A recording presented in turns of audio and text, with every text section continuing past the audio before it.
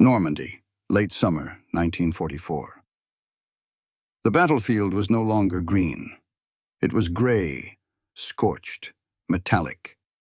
The fields near Villers-Bocage were littered with carcasses of tanks, hulls twisted open, steel once proud now warped and blistered. Smoke coiled through the hedgerows like ghosts looking for a home. Somewhere among them, the burnt shell of a tiger lay sideways in a ditch, its armor sagging, its once invincible skin now soft, pitted, and blackened. 50 yards away, a Sherman idled in silence. Its crew stood outside, staring at the impossible thing they had just done. The tiger wasn't knocked out by luck or numbers. It had been burned through. Inside the Sherman, the barrel still glowed faint orange. The smell of oil and carbon filled the turret. Sergeant Raymond Holt sat in the gunner's seat, breathing slow, his hands blackened from cordite. He looked at the smoking wreck across the road, a machine that every American tanker had been told could not be killed from the front. Yet here it was, cracked open like a can. The loader leaned against the hull, shaking his head. That shouldn't have worked. Holt didn't answer. He just lit a cigarette, drew in the smoke, and exhaled through a smile that wasn't triumph. It was disbelief. He knew exactly what had happened, and why it shouldn't have. One shell had softened the armor. The next had punched straight through it. 2 shots, 10 seconds apart. One high explosive, one armor-piercing. A sequence no manual permitted. He whispered to himself, almost afraid of the truth. One to heat, one to kill. The radio crackled in his headset. Distant voices, excited, confused. Confirmed Tiger kill. Unknown ammunition pattern. Request verification. Holt ignored it. He was staring at the Tiger's turret, still glowing faintly red. The Germans had built their tanks like fortresses. Perfection through engineering, precision, and weight. But fortresses burn when you light the right match. In that field of melted armor and shattered belief, Holt had found the match. He hadn't fired new ammunition. He hadn't used new technology. He had simply broken sequence, the sacred rhythm of war, and turned chemistry into a weapon. By dusk, word was already spreading. Crews were whispering about a Sherman that burned a Tiger alive using illegal rounds. Holt didn't correct them, let them whisper, let them doubt. Because in that moment, surrounded by wreckage, he knew the truth no one else did. He hadn't just found a way to pierce armor. He'd found a way to change its nature. For every Allied tanker in 1944, the Tiger wasn't just a machine. It was a rumor with treads. Men spoke about it in the same tone they used for thunderstorms or death. You didn't defeat a Tiger. You survived one. It wasn't fast, but it didn't have to be. Wherever it appeared, Shermans burned. German propaganda helped build that legend. Newsreels called the Tiger the indestructible beast, the invincible shield of Europe. Even Allied intelligence reinforced it by accident. Reports overstated its armor thickness, inflated its kill ratios, and ignored its weaknesses. In American barracks, new crews were briefed like this. Front armor, 100 millimeters. You don't penetrate it. You flank, call for artillery, or pray. The manuals drilled the same message. Don't waste rounds, don't engage head-on, don't believe luck. But myths always protect themselves with numbers, and the numbers lied. The Tiger's armor wasn't perfect. It was fragile by design. The same hardened steel that made it impenetrable also made it brittle under heat stress. Beneath the myth, it was a machine ruled by physics, not fear. The truth was hidden in reports no one read. Field memos from North Africa and Kursk, describing rare instances where HE shells had softened armor plates before penetration.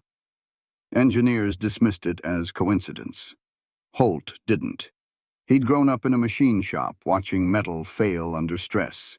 He knew what heat did to steel, how it could make something unbreakable shatter with the right sequence of force. Heat creates expansion. Expansion creates tension. Tension creates cracks. It was the same in a tank's armor as in a boiler or a bridge. But out on the front line, no one thought that way. They thought in calibers, not chemistry. A 75mm gun couldn't kill a tiger. Everyone knew that. The math said no, the training said no, and most importantly, the fear said no. That fear shaped doctrine. The Army standardized ammunition loads to 5 AP for every one he. They didn't want confusion under stress. Switching shell types meant changing aim, resetting the range drum, recalculating trajectory. It took time, and time killed. Holt saw it differently. He didn't want to switch for convenience. He wanted to switch for effect. He started asking questions no one else did. What if the first shell wasn't meant to penetrate? What if it was meant to prepare? What if armor could be wounded before it was pierced? To most men, that sounded like nonsense, superstition, or desperation. But to Holt, it sounded like an equation no one had finished solving. The Germans believed they'd engineered perfection.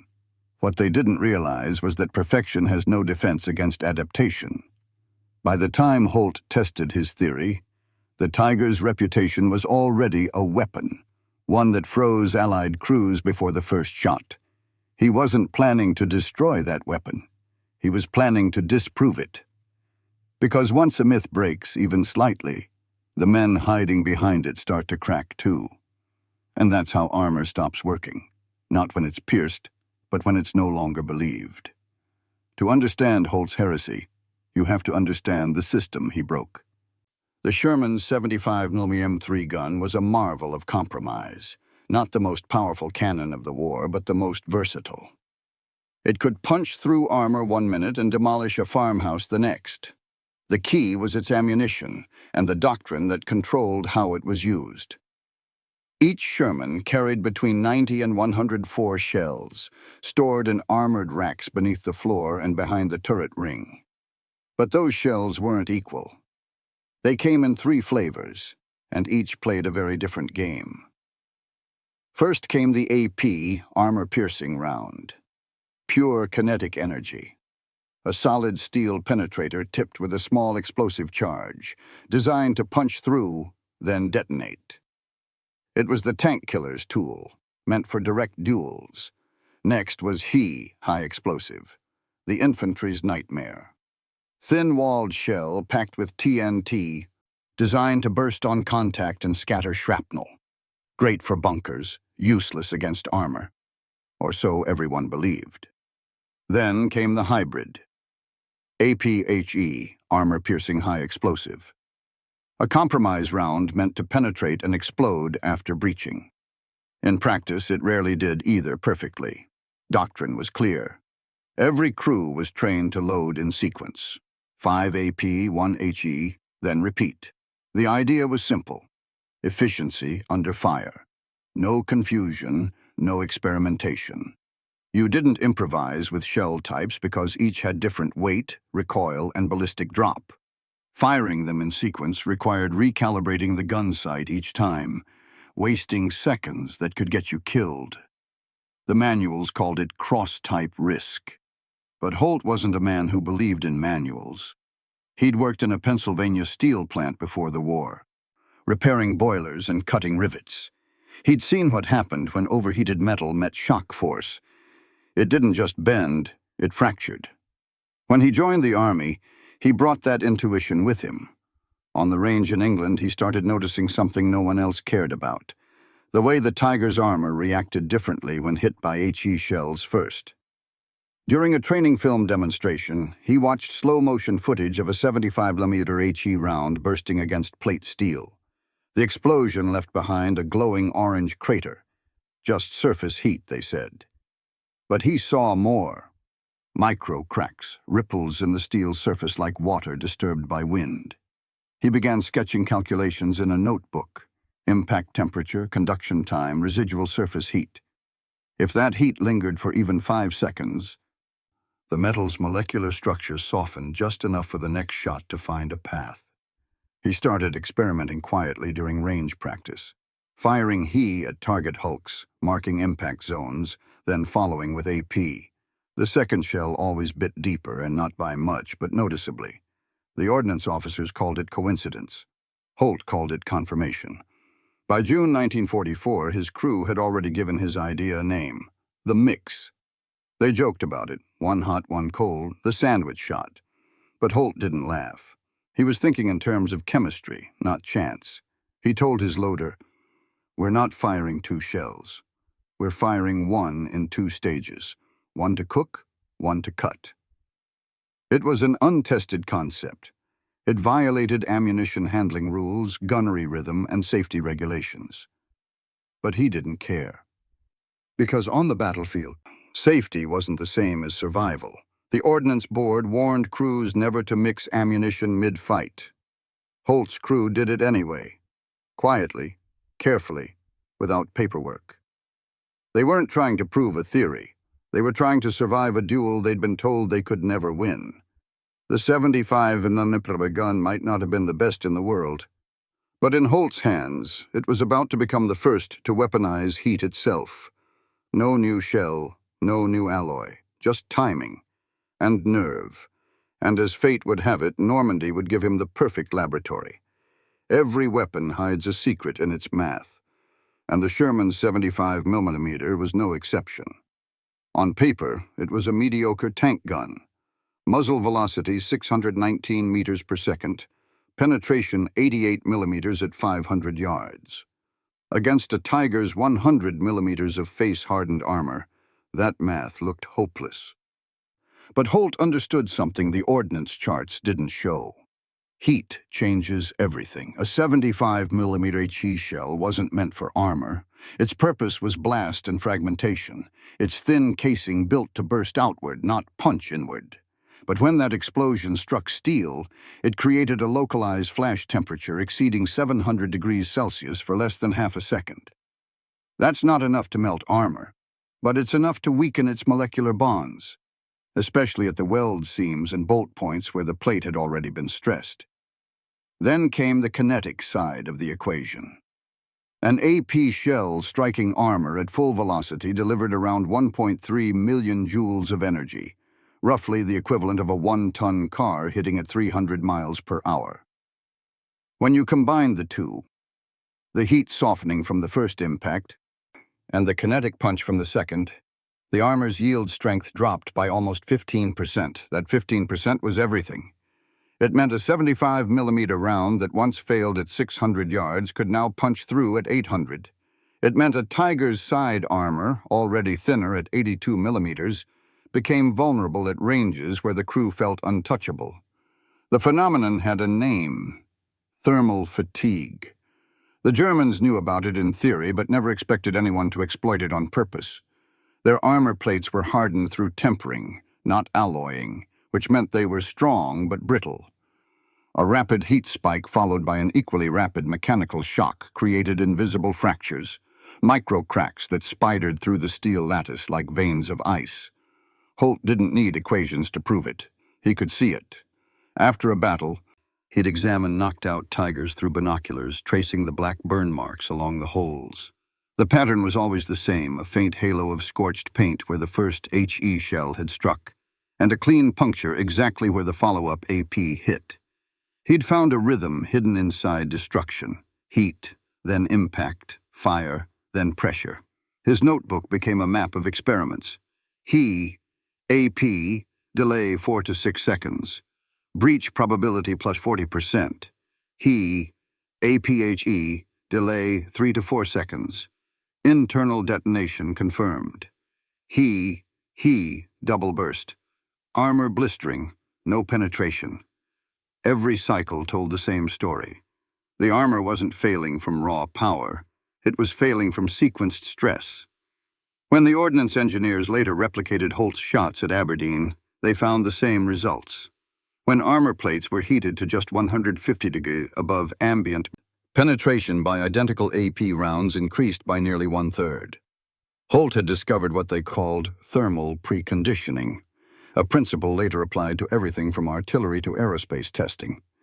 But in 1944, it was heresy. The Army didn't believe gunners could think like scientists. The manuals assumed men could aim, not calculate. Yet inside the turret of a Sherman, under shell fire, one man had done both.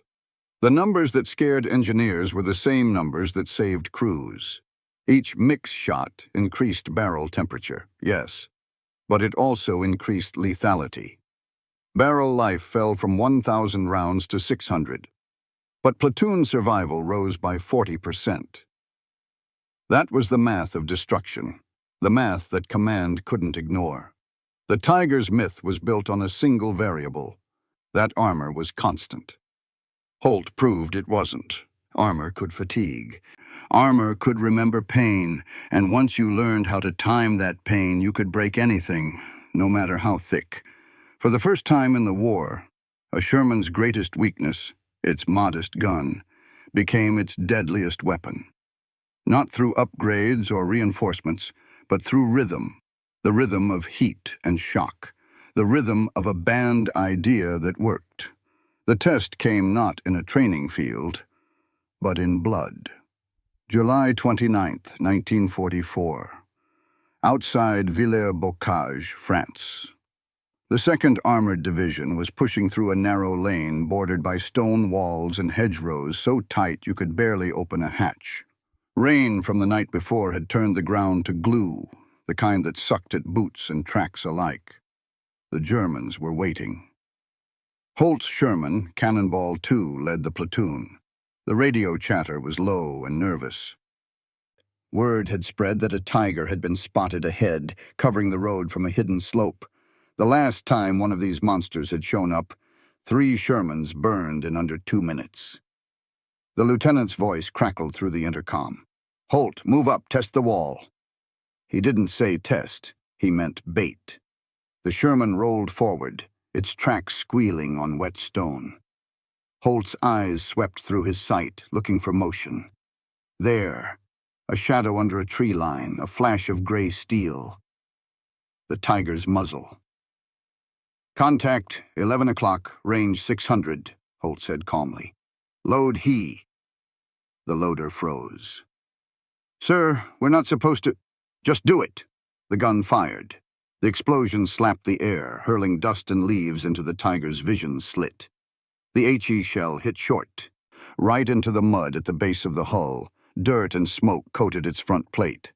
"Reload. AP. Now." The loader hesitated for half a second, then jammed the next shell home. Holt didn't wait for the sight to clear. He aimed exactly where the HE had hit, just above the mud line where the armor was still smoking, and fired again. The second shot landed with a crack that didn't sound like steel. It sounded like glass breaking under pressure. A white flash burst from the tiger's right side. Then black smoke poured out of the turret ring. The German gun never fired. For 5 long seconds, the Sherman crew said nothing. Then the loader whispered, "Holy hell." Holt didn't answer. He was staring through the sight, watching the impossible. The tiger's side armor had warped. Not penetrated clean, but torn. The heat from the HE had softened the plate, and the AP had punched through like a hammer through clay. The lieutenant's voice came over the radio, barely believing it. "Confirm kill? Did you get him?" "Affirmative," Holt replied. 1 mix, 2 hits. Static. Then a muttered reply. "Say again?" 1 he, 1 AP in sequence. It went through. There was silence on the net. Then another voice, distant and disbelieving. "That's impossible." But the proof was burning in front of them. The Tiger's crew was climbing out, dazed, surrendering. One of them fell to his knees, staring at the Sherman that had killed his myth. When the smoke cleared, Holt climbed out of the turret. He walked up to the Tiger's hull, still warm enough to shimmer in the morning air. The front plate was blackened, the impact ring glowing dull red. He pressed his glove against it. The steel hissed.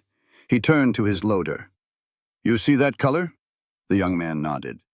"That's the sound of armor dying." They didn't report the method, they just logged it as 2 direct hits. But the men in the company knew. They'd seen the order, heard the timing, watched the impossible happen.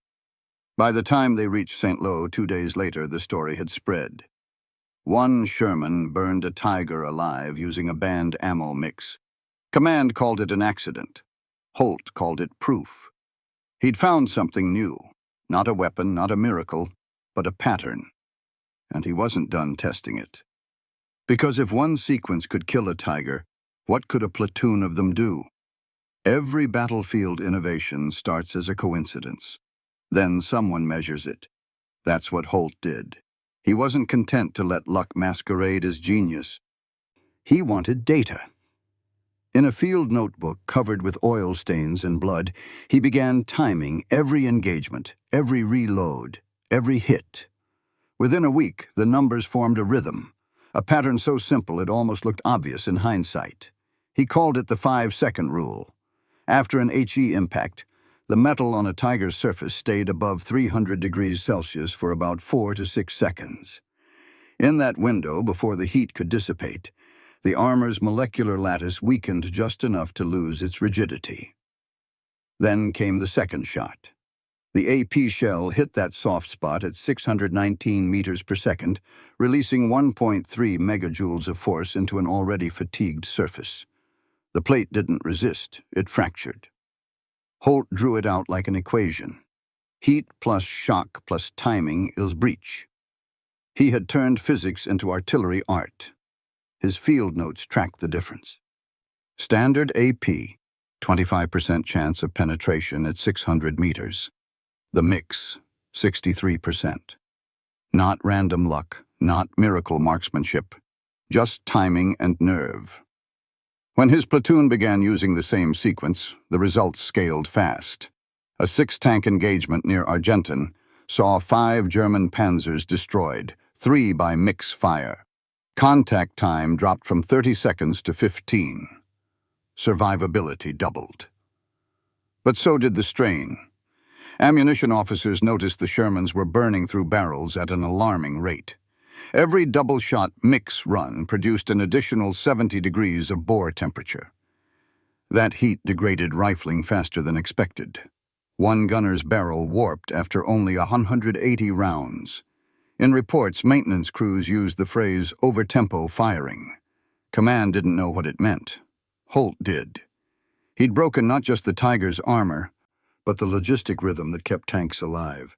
Faster kills meant faster wear, faster ammo depletion, faster fatigue. Still, word spread. Gunners started sinking their fire like clockwork. 5 seconds. AP. Cooking the cat, they called it. The first shell blinded, the second killed. Some called it superstition, others chemistry. Both were right. By September, entire companies were testing it. Pilots flying reconnaissance above noticed an odd pattern on the ground. Enemy tanks showing clusters of paired craters, impact twins. When intelligence analysts compared these to after-action reports, they realized a new firing doctrine was emerging without authorization.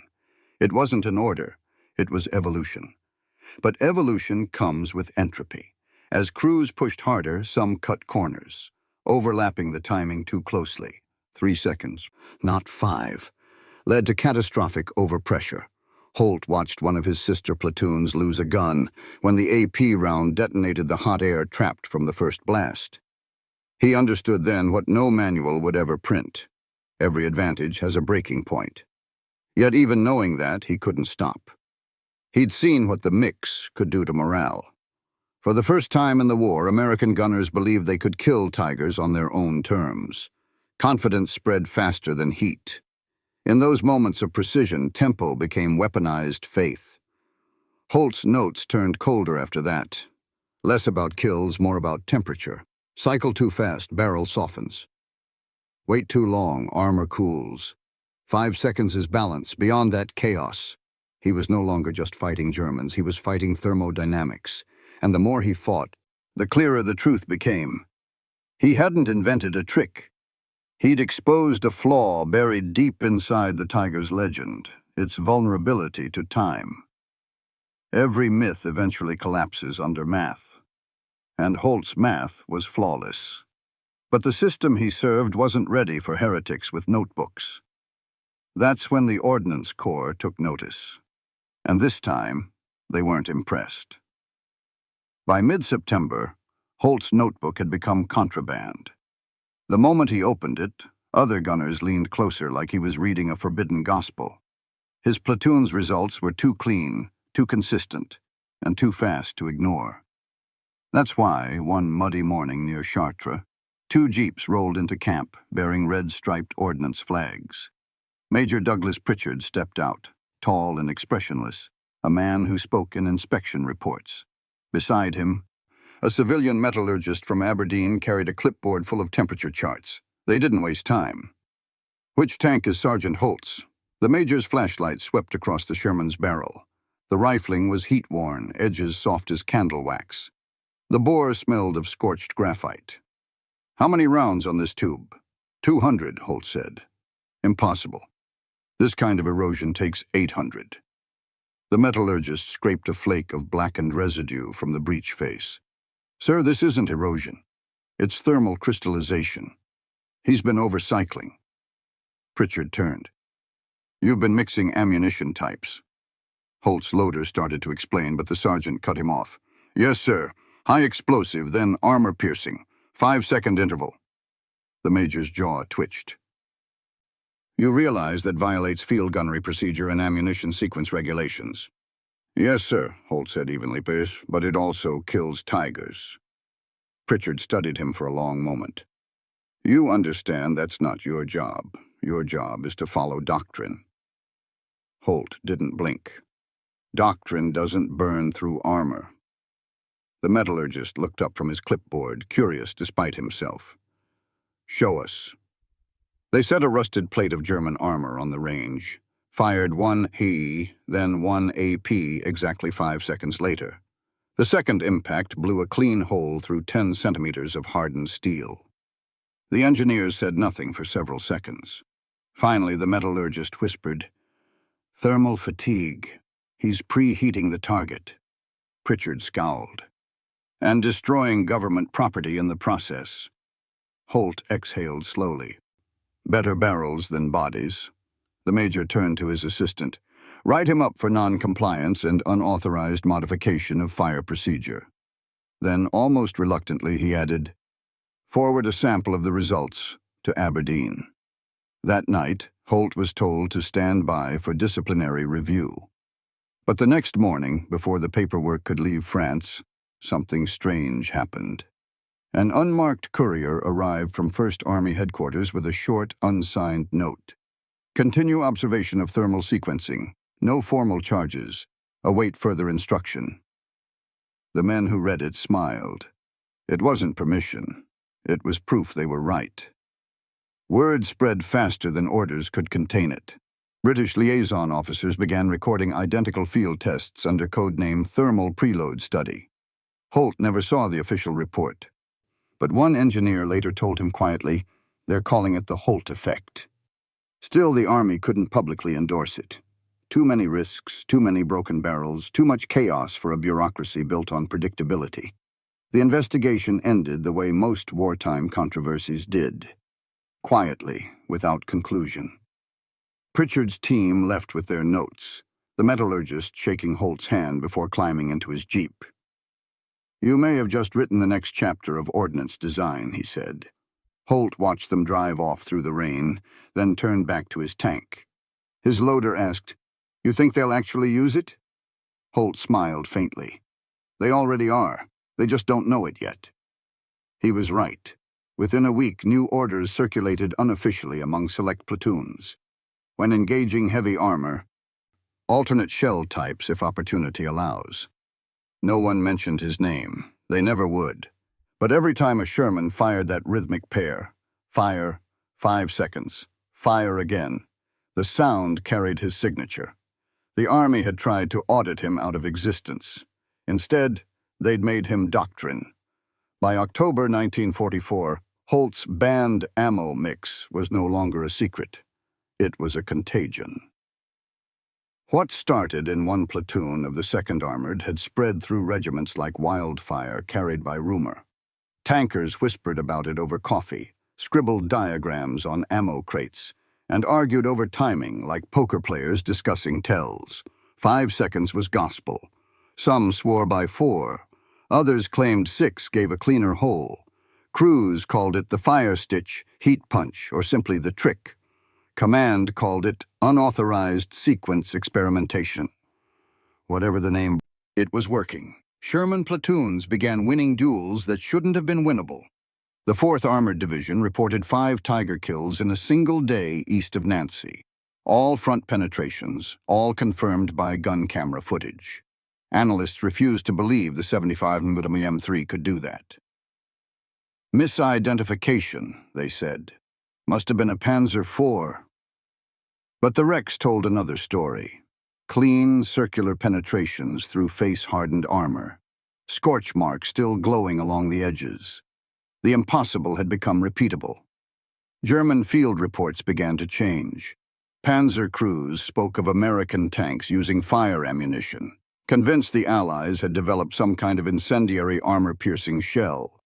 Some claimed they saw flame spouting from Sherman muzzles before impact, optical illusion caused by HE dust and smoke.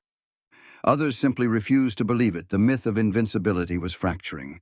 But like every battlefield innovation, imitation bred danger. Not every crew understood what they were copying. On November 2nd, near Metz, a green replacement crew tried the mix for the first time.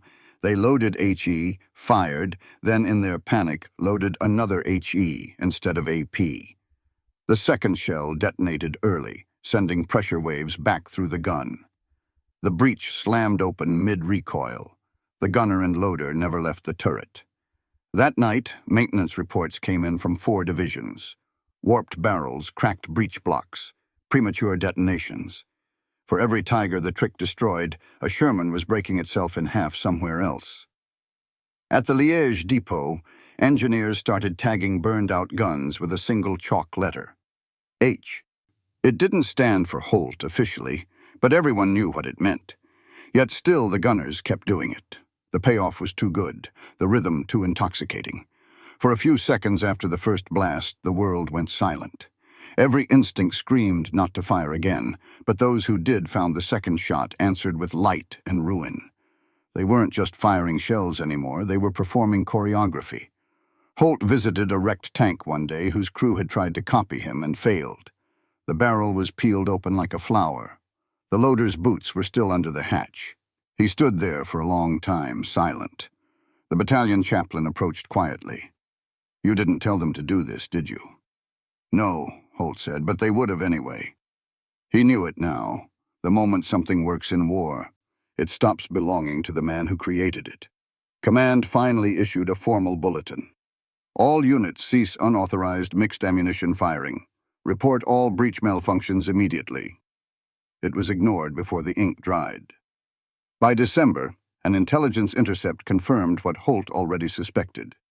The Germans were recalibrating their armor tempering process to resist heat fatigue. The enemy had learned from him. The advantage was closing. But even then, the mix remained more than a tactic. It had become a symbol, the idea that the Sherman could adapt faster than the machine that terrified it. The Tiger's armor had been its legend. Holt's sequence had turned that legend into kindling. When winter came, bringing the frozen hell of the Ardennes, the fields would once again be full of Tigers and Shermans, locked in brutal silence. But this time, the men inside the American tanks no longer flinched when they saw that broad German silhouette. They didn't whisper Tiger.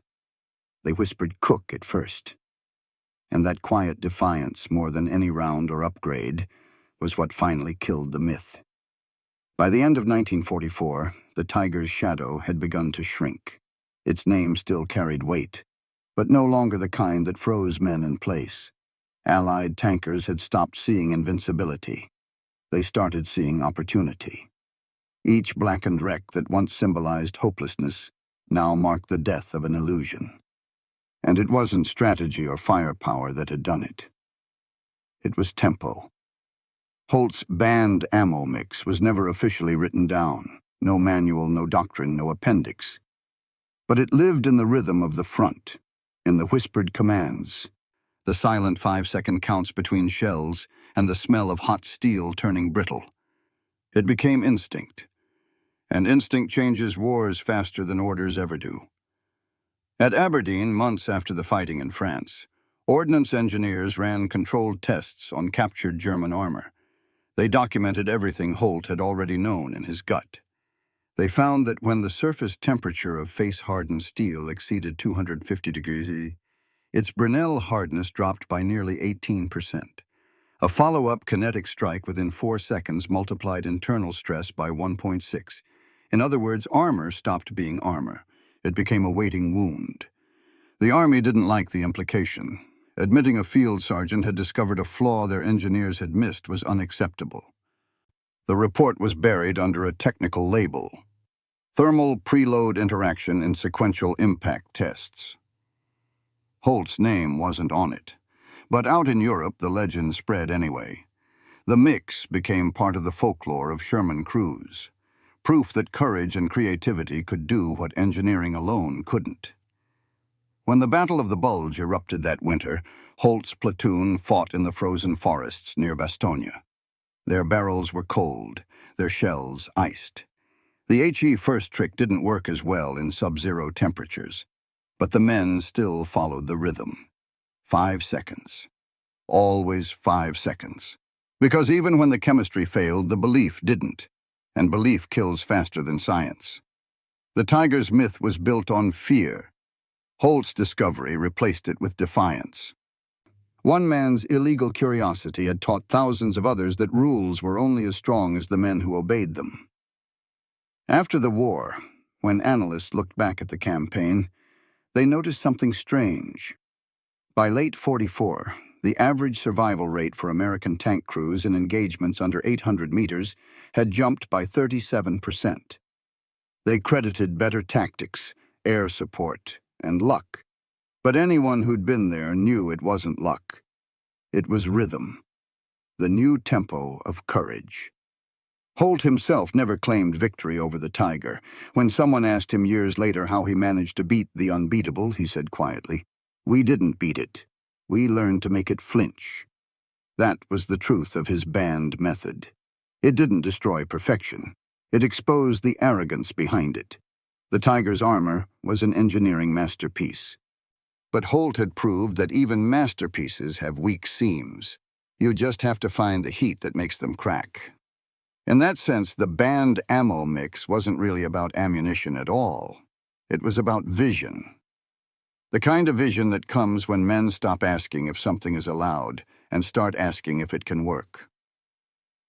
Every war has its heretics. Those who push too far, burn too hot, and get punished for being right. Holt was one of them. His shortcut didn't just pierce armor, it pierced doctrine. And through that crack, the myth of German invincibility began to bleed out. Because once the mind learns that monsters can burn, the war is already half won. After the guns went silent, the survivors went home, and the legends began to harden again.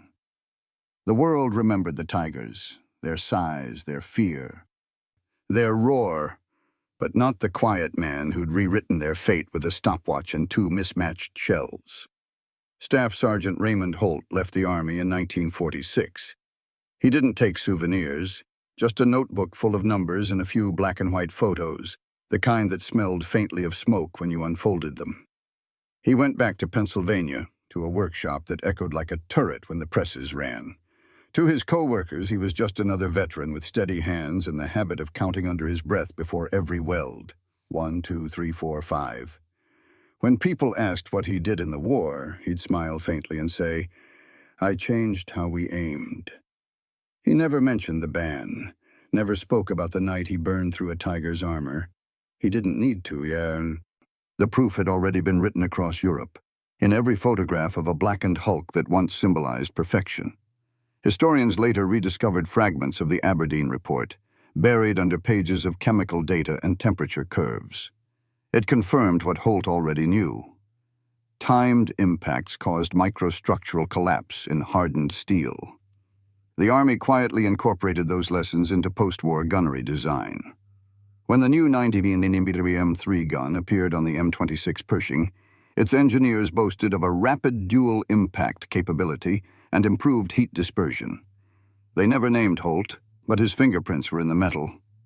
He didn't need a medal to know it. Sometimes, late at night, he'd walk outside his shop, smell the cool air, and remember the scent of burnt armor, the moment before the second shot, when silence felt heavier than noise. He'd tap his finger once against the railing, then again, keeping time with ghosts. He used to say that war teaches you two kinds of truth, what kills you fast and what saves you slow. His trick had done both. It saved men in seconds and burned through barrels in days. It wasn't clean, but neither was survival. He called it the balance, fire, then steel.